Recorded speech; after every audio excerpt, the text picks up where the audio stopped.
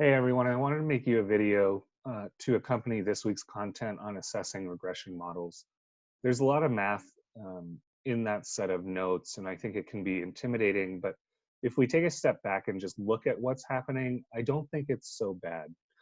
So what we're going to do through this notebook is just look and see what the math is actually saying in that set of notes. So if you'll bear with me, what I'm going to do is I'm going to initialize our notebook just by importing some packages. These are our standard packages. There are two that might be new to us here. These are from scikit-learn. Scikit-learn is a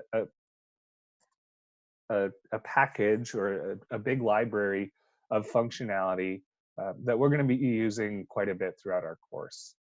So we're importing train test split. This is a built-in method that will take care of splitting our data into training and test data on its own, so we don't have to write our own functions anymore. And we'll import this linear regression functionality that will build a linear regression model for us. Linear regression is not the only type of regression model, but it's the only one we'll consider here because of its simplicity. So we're building, if you can think back to your pre-calculus or algebra class, we're building a model that looks like a graph. It's a line of best fit through our data. The only tricky thing here is that linear regression models don't actually have to be straight line models. They can be curvy. And we'll explore that in this notebook as well. So I'm going to import these libraries.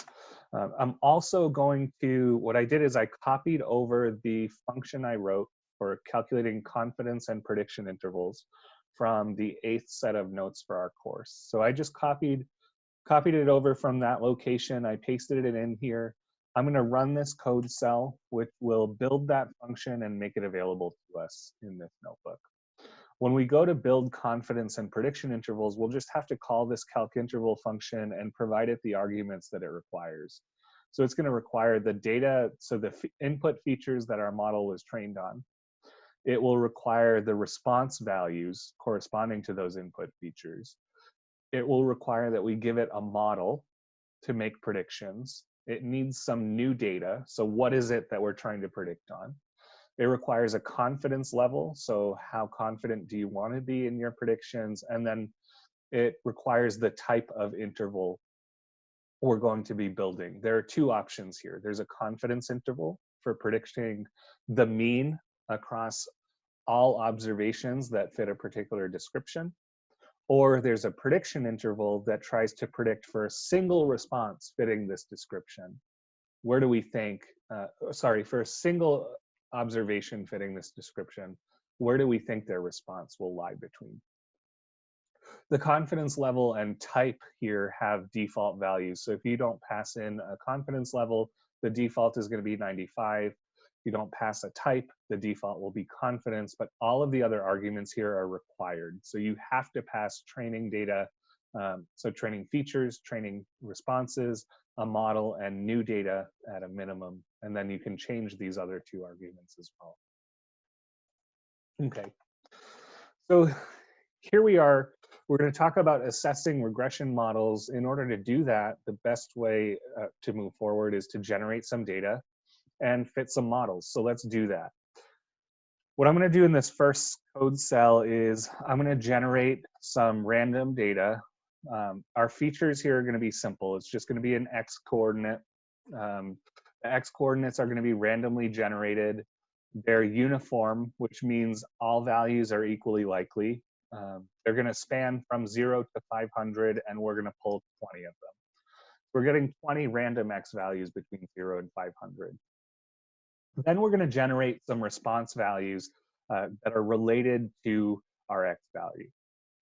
In real life, so when we try to build a predictive model, we won't know what the relationship between x and y or between our input features and our response is ahead of time. Here, since we're generating fake data, we have an advantage. So the way I'm going to generate our responses for at least this first time through our notebook is going to be, I'm going to take my features, I'm going to multiply them by 2, and I'm going to add 8 to them. So this is a linear relationship. 2 is my slope, 8 is my intercept. And if we just left it at that, there's no need for predictive modeling. there's a deterministic relationship there. Y is completely determined by X. In predictive modeling, we have a lot of other features that are impossible to account for, and we also have these random fluctuations called noise. Those are going to be embedded in this last term here, where we're saying, okay, we're going to, each of our response variables or our response values, we're going to add or subtract a little bit from them. So we're going to push these away from the line y equals 2x plus 8. Whenever we're doing linear regression, we're making an assumption about this noise, and that assumption is that the average for the random noise is 0, and that it's normally distributed. So noise comes from a normal distribution whose mean is 0 and whose standard deviation is some constant value. That means the standard deviation shouldn't change based on what the features are, or where the features are within their domains. So this 225 that I have here is just going to govern how far off the responses are pushed away from this y equals 2x plus 8 line. If you make this bigger, the deviations from that line will be bigger. If you make it smaller, the deviations from the line will be smaller. We're going to generate noise for each individual response. So setting the size here equals to the length of x allows you to make changes here to the size of the number of input features that you're generating, or the number of input records you're generating. And then that change will flow through the rest of the notebook. So feel free to make changes here. So we're generating our data.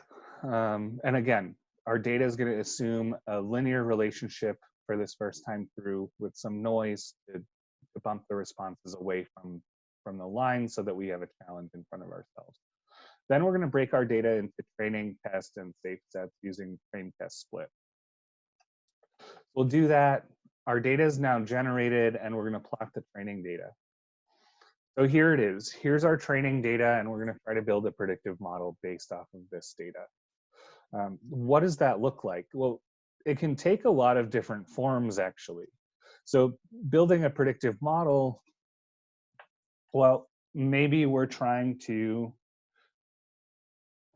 draw a straight line through our data points that fit the data points as well as possible. Or maybe we're trying to draw a curvy line that fits our data points as close as possible. We have to decide which objective function we're going after. But these error metrics that we've talked about this week are actually going to help make that decision for us. Okay. So to get started, I think the first thing we should do is just build a generic model. Let's build a baseline model that we think we can do better than. And that's actually what a benchmark is. So you saw benchmark as a term in not this week's notes, but in the previous week's notes. And I think looking at what a benchmark model is pretty useful. So what we're going to do is we're just going to build a model that takes in no information at all. It says, hey, regardless of what the x-coordinate is on these points, I'm going to predict the same value all the time for the response. And that value is going to be the mean. The mean is a reasonable choice, so is the median. Basically, any measure of center here is a good guess. What you're doing when you say this is you're saying, well, I don't think that the response value that I'm trying to predict is related to the input features at all. I'm better off just using no information and predicting the average. And so here's what that looks like. Okay, so our predictive model now is in red. It's not really a predictive model. It's just giving us the same guess no matter what. Our guess here is that the response is going to be about 610.46 no matter what the input feature is. And now this allows us to think about answering the question, well, how good does this model do? And the most natural way to take a look at that is to first think about the prediction errors that we made. So errors in prediction are how far off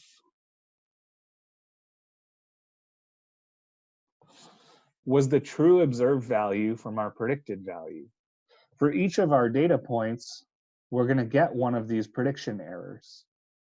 So here we should have 10 of them, I think, since we generated 20 random data points and then put half of them into the training data. So for every single data point here, we're going to have a prediction error. Those prediction errors are given a fancy term to describe them. They're called residuals. So each of these lines that I drew is a residual. And the way we compute the residuals is we take the observed response, so y observed, and subtract away from it our predicted response, y pred. So the observed response minus the predicted response will give us our residual. And now we can think about trying to take these and collect them together in some metric that describes the performance of the whole model, rather than describing how well the model did on each individual observation. So there are a few natural ways to do this, and you saw those in this week's notes. There's the mean residual. So just take the residuals and find their average. That was in our notes as mean error. But I think you see a problem with this because here I've got a positive residual associated with that data point, and I've got a negative residual associated with the leftmost data point. And so these positive residuals and negative residuals, if we try to average them together, we're going to get a lot of cancellation. And the mean error is going to end up being really close to 0 every time. And so that's not really useful. We need a better metric for assessing our models. The big problem here is that there's cancellation between positive and negative residuals. So what we end up doing is trying to find some way to make those residuals positive. The way we make them positive is, well, we have two approaches. We could take the absolute value, which would make them positive. And then we take the average of the absolute values. So that's going to be, if you're looking back at the notes from this week, mean absolute error. With mean absolute error, all of the errors are treated the same, regardless of how big or small they are or where they occur. Another method we have is this root mean squared error. So I guess before going to that, it's worth just saying, okay, well, how do we compute mean absolute error? We take the absolute values of all the residuals, y observed minus y predicted, and then we divide by the number of training observations we had. That'll give us the mean absolute error. Then we have this other thing called root mean squared error. So root mean squared error, instead of taking the absolute value to make things positive, squares the differences. And so what we end up doing is add up all the squared differences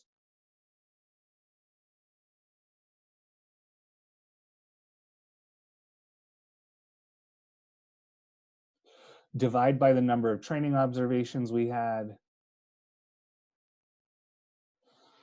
But then if we just take this as the average, we've messed up our units. So think about if the objective that we're trying to predict is dollars. So maybe it's a dollar value sold per week of a particular item. So the mean squared error, which is what we've written down now, is measured in terms of dollars squared because of this squaring that happened. In order to get back to a meaningful quantity, we take the square root so that then instead of having a metric in terms of dollars squared, we have a metric in terms of dollars. Okay, so here's what happens. These error metrics, and in particular this one, the root mean squared error, can be used for two purposes. The first purpose they're used for is the computer algorithm that drives the regression procedure is going to look at one of these error metrics and say, my job is to make this error as small as possible. So it's going to do that on the training data. So we'll have training error with all of our models. The machine, the computer makes training error go down as far as it can. When it hits a bottom, it says, this is the best model I can build. There's a problem with that, though, because the machine knew the answers ahead of time with the training data, and so it kind of cheated. And so the training error metrics that we have aren't good barometers for how we expect our model to perform in the future. We need to look at instead the errors made by our model in cases where it didn't know the answers ahead of time. That's where the test data comes in, and we'll see that below. But here at this point, hopefully you understand what residuals are. They're just those green lines, the lengths of those green lines. They're errors made in prediction. And then all of our error metrics are just different ways to aggregate these individual residuals into one metric for the entire overall model. That's what they are. They're going to be used to drive model fit and model selection. So let's see what we can do now. So we have a benchmark model. We can assess it with all the metrics we just discussed. So the mean training error for the benchmark model, no surprise here, really close to 0. That E minus 14 means times 10 to the negative 14th. So really move this decimal point to the left 14 times, and that's what your error metric is. The mean test error for our model is here. It's not as small as the mean training error because, again, remember, our model didn't know these answers ahead of time. So these are observations that the model didn't know about, it hadn't seen before. What this error metric tells us is that in the long run, we should expect our model to overpredict. Because remember, we're taking the observed response, the truth, and we're subtracting out our predicted response. And so to get a negative number here, our predicted response would need to be bigger than our observed response was. And so that would mean our model is predicting too high. Then we have the mean absolute errors. So 73.69 mean absolute training error, 200.98 almost mean absolute test error. So you notice the difference between the training and test errors here, and this will be true in general. You should expect your training error to be smaller than your test error, again, because the model didn't know the answers ahead of time for the test data. And then the root mean squared error, same idea. Training error is at 106.7. This is actually the error metric that drove our model construction procedure. Well, actually, with this one, we didn't actually construct a model. So forget that thought, and we'll come back to it when we build a linear model. Root mean squared error here is at 106.7. Test root mean squared errors 252.96. So again, test error higher than training error. And again, because we didn't know any information about the data points in the test set when we built our model that predicts the mean. So the mean used here was the mean for only the training observations. What we're going to do is we're going to pay close attention to this number, the test root mean squared error. We're going to call that in general the test error. We want to do better than this. So we want to drive that number down. So let's take a look at building a linear regression model. So linear regression model is going to test over all the possible choices of straight line model. The benchmark model happens to be one of them. Which one is best? Which one minimizes the error made on our training data set? And so let's see what the regression procedure does. We're going to build a linear regression model. We haven't talked about linear regression at all yet. We will talk about it in 2 weeks, so don't worry about this code. What I'm doing is I'm creating an instance of a linear regression model, then I'm going to fit that regression model onto our training data using the input features xtrain and the response data ytrain. Then I'm just going to plot a bunch of pictures. So we fit a model. What you're seeing in the left panel here is in blue, those circles are the training data. That's the data that the model knew about ahead of time. In green is the test data. These are observations that the model didn't know about ahead of time. In the middle picture, you have our model with only the training data plotted on top of it. And in the rightmost picture, you have our model with only the test data printed on top of it. So when you think about the error metrics that we're about to compute, the training error metrics are computed off of this middle panel. It's an error metric that uses only the training data. The test error metrics use this rightmost panel. So they're using residuals from these test data points that the model didn't know about ahead of time to compute error. And the rightmost picture is a better picture of how we expect our model to perform in the future. And so let's take a look. We're going to compute our error metrics. Again, remember, there are two sets of error metrics that we're computing. There's the training error metrics. That's the first line underneath each error metric that we have. The training error metrics are usually going to be better. They're smaller than the test error metrics because the model knew about that data ahead of time. So again, mean training error is really close to 0. Mean test error, not huge, but not 0. And negative again, which would mean that in the long run, we would expect our model to predict values that are a little bit too high. Mean absolute error on the training set, 75. On the test set, 182.5. And root mean squared error. This is the one that we're going to use for the most part in our course, but knowing that these other error metrics exist is really useful too. Root mean squared error on the training set, under 100. Root mean squared error on the test set, 234. What we're going to do is we're going to compare this number to our previous root mean squared error from the benchmark model. So we have 234.4 now. We had 252.9 earlier.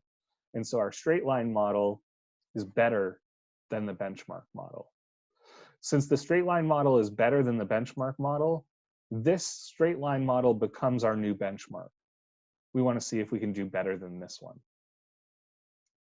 How could we do better? Well, we could allow some more flexibility in our model. Flexibility here comes in the form of curvature. So let's try a second degree model that allows just 1 bump, a third degree model that would allow 2 bumps, and a fourth degree model allowing 3 bumps. So the higher the degree, the more bumps, the more curvature you're allowed to have.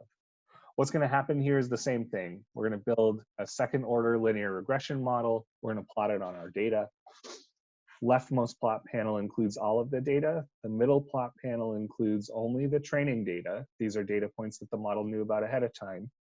And the rightmost panel seems to be having a bit of a problem right now. And that's because I fed it the wrong data to plot with. So bear with me for 1 second. We're going to re-plot here. And that's better. So the rightmost model now has our model, sorry, the rightmost panel now has our model plotted on top of the test data. Now we can compute our error metrics, and we see again, mean training error is close to 0. Mean test error shows us that we're on average expected to overpredict. Mean absolute error in terms of the test data is 206. Root mean squared error in terms of the test data is 252 now. 252 compared to our previous best of 234 is not better.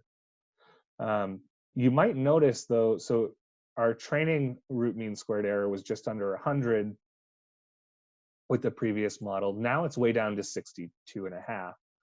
This is the reason that we split our data into training, test, and safe sets. Good performance on the training data doesn't mean good performance on new data, because for all of the training data, the model knew the answers ahead of time, and it had an advantage that it won't have in the future. What you're seeing here is overfitting has happened. Even though we already know that we're overfitting with a second order model, let's go through the third and fourth order models just quickly to see what's happening. So here's a third order model through our data points. Here are error metrics. Again, root mean squared error. In terms of training data, it's gone down, and we should expect this in general. The more flexibility a model has, the greater its ability to fit the training data more closely. What we care most about is how that model is going to perform on brand new data that it hasn't seen before, and we see not very well. The straight line model is doing much better. Let's see the fourth order model. Here's our fourth order model through all our data. You can see it fits the training data much more closely. All of these points are really close to our line, but the test data, not so much. And again, so we have something interesting happened here. Our test root mean squared error has dropped down to 231. That, I'm just gonna check and see, third order, second order, first order. So our first order model only had a test error of 234. This is interesting because you would think, oh, well, 231 beats 234. We have to weigh an improvement in test root mean squared error against the added trade-off that we're experiencing with variance. So remember, we have this thing called the bias variance trade-off. Greater levels of flexibility lead to greater variance, and they can lead to unstable models. So we do get an improvement in the test root mean squared error.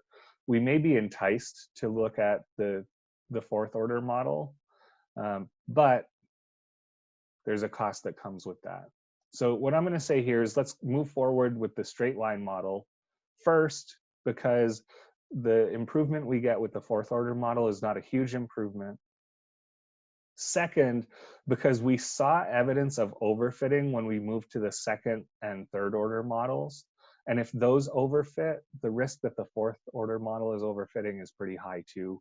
And then last reason is because we actually know the relationship ahead of time here, which again, we're not going to know in the future. The relationship here is a straight line relationship. Okay. All right. So once we've done all this, what do? Well, we have 4 models. Actually, we have 5, including the benchmark. We have 2 candidates to move forward with. The first one is the straight line model.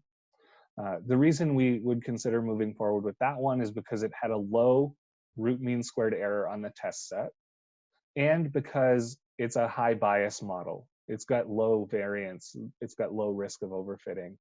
The other candidate we have to move forward with is the fourth order model. The reason we might move forward with that one is because it was the minimum, it provided the minimum root mean squared error on the test set. The reason we're hesitant about moving forward with that one is because we saw evidence of overfitting with the second order and third order models. And so adding flexibility increases your risk of overfit. So it's more likely actually that we're overfitting with that one. So I'm going to say let's move forward with the straight line model, which we had named LR1. So that was linear regression model number 1. We're going to use the calc interval function to build a prediction interval to start out with for some new data. The new data we're going to use now is our safe data. That's data that even we haven't seen yet. Remember, prediction intervals, the goal with these is to predict individual responses. So what we hope to see is the majority, hopefully about 90%, of our safe set observations falling within our prediction interval. It's going to be tough to see 90% here because our safe set's only going to contain about 2 or 3 observations because we worked with such a small data set. So calc interval calculated the prediction intervals, and you see here, we missed on both. We only had 2 safe set observations. They were both outside of our prediction interval. We only built a 90% prediction interval. If we change this to a 95% prediction interval, we'll probably pick up one of those. And we do pick up one of those observations. The other thing we can do with this calc interval function is we can predict not prediction intervals, but confidence intervals. With a confidence interval, we're predicting not the individual responses, we're predicting the mean response. So out of all of the observations in the population, even the ones we haven't collected data on, where would the average fit for observations fitting particular descriptions? Here, our description is just a location along the x-axis.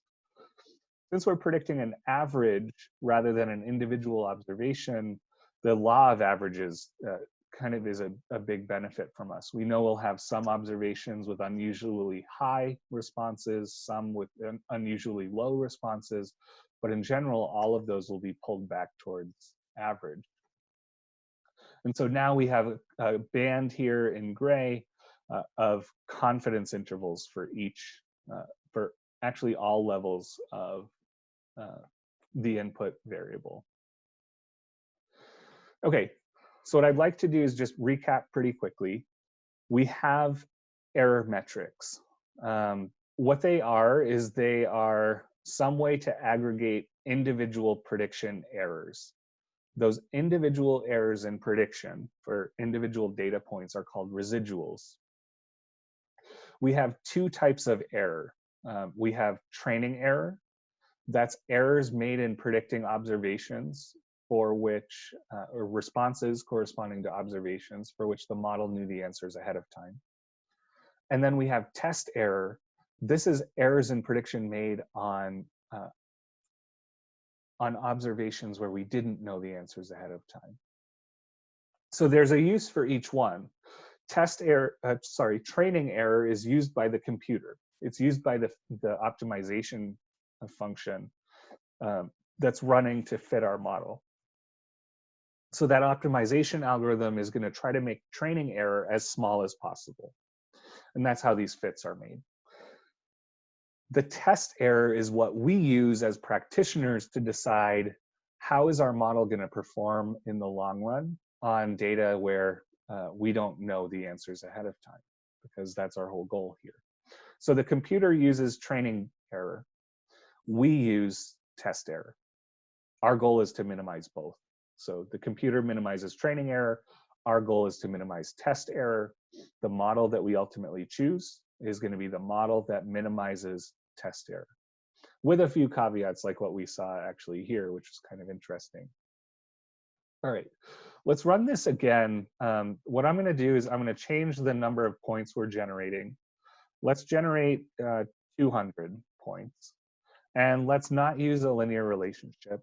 What we're going to do is we're going to go through this whole thing again, but we're going to use a cubic relationship instead of a linear relationship. If you feel like you've got this, please feel free to stop watching now. Open up this notebook that I've posted into our Slack group and start messing around with it. But if you feel like you'd benefit from another run through, here we go. So we're going to generate our data. So 200 input values, they're just X coordinates. We're going to generate response values that are related to those input values by some function depending on the input value.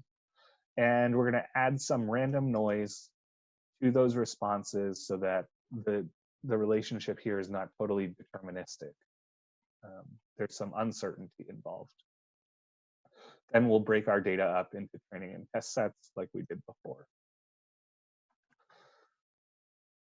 Okay, so new scenario, we have now a lot more training data, and that training data pretty clearly doesn't follow a perfectly linear trend.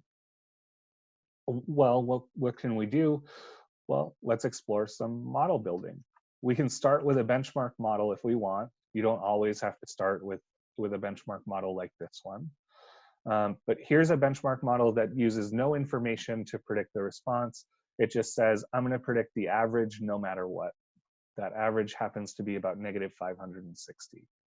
So this model ignores all information about any observations and just makes a prediction straight away. We can print out the error metrics here. Again, the computer uses this top row of error metrics. These are the training error metrics. The computer actually is using this one, the training root mean squared error, and trying to minimize that. There are reasons why the computer defaults to this one, and there are ways that you can tell the computer, no, I want to use a different one. That's beyond the scope of our class, though. And we're going to pay attention to the corresponding test metric. So we're going to look at this test root mean squared error. Right now, for the benchmark model, it's 2,592. We're hoping to do better than that.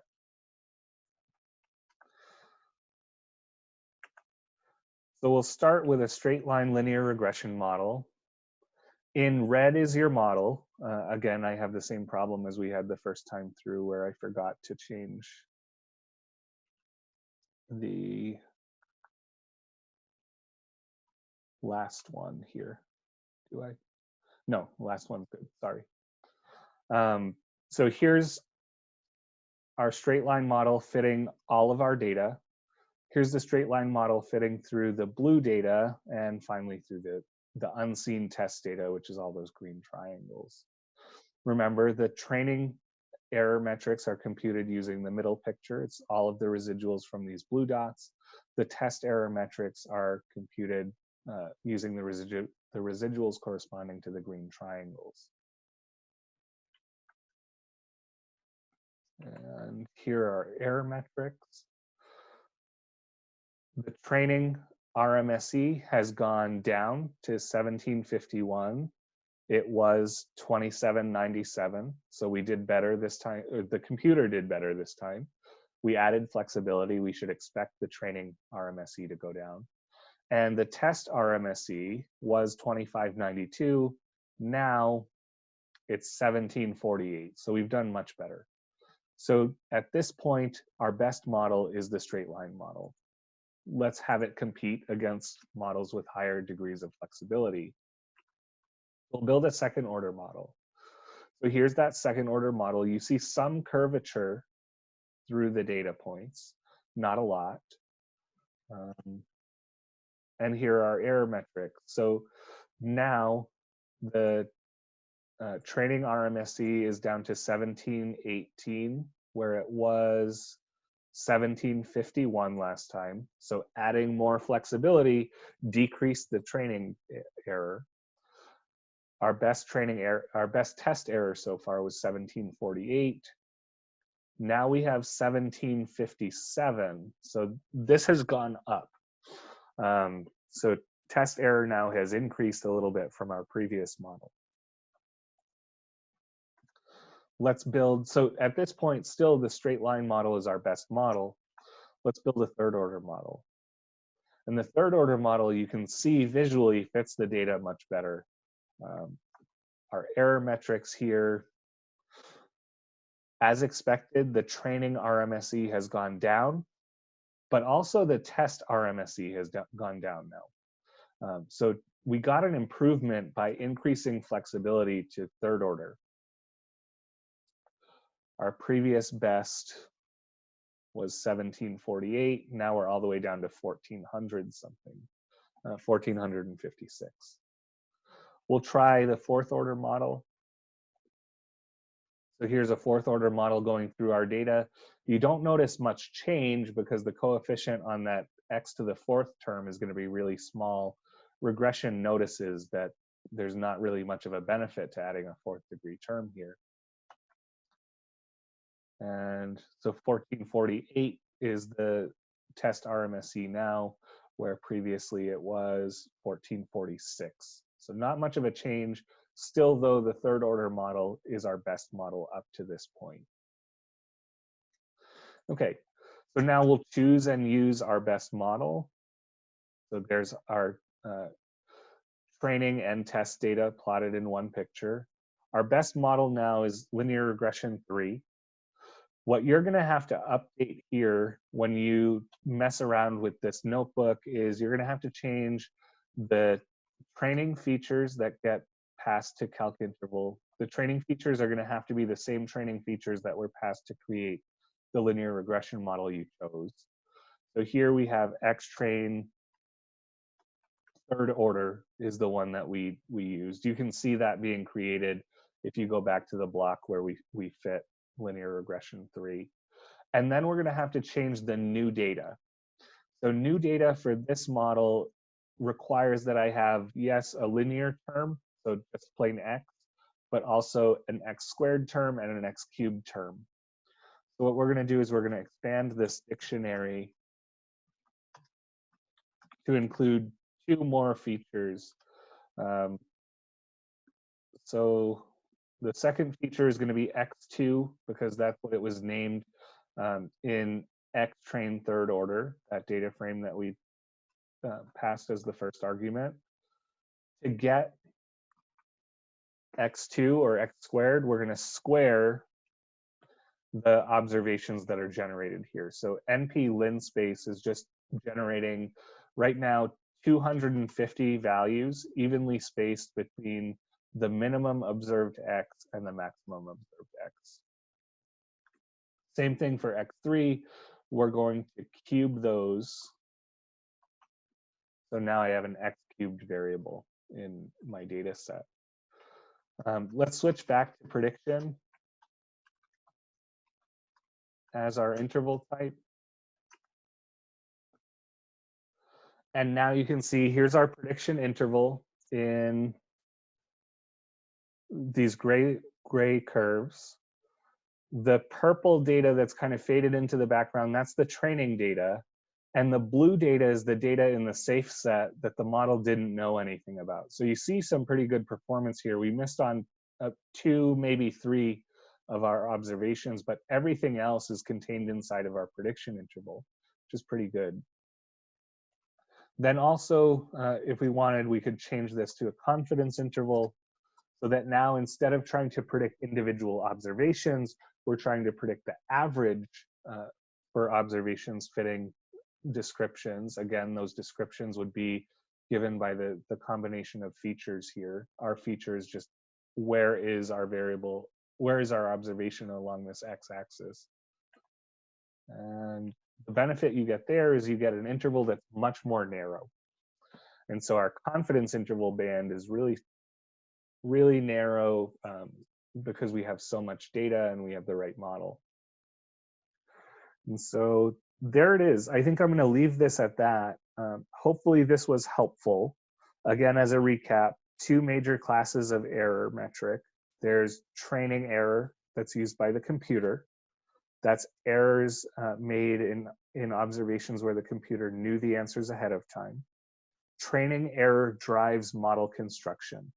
So the computer in the background is trying to make this training error as small as possible. Test error is the other type of error that we're interested in. Test error is errors made on brand new data where the model didn't know the answers ahead of time. So since our goal is to build predictive models that will perform well in the future on new data where the answers haven't even been generated yet, so we couldn't possibly know them, we're much more interested in test error.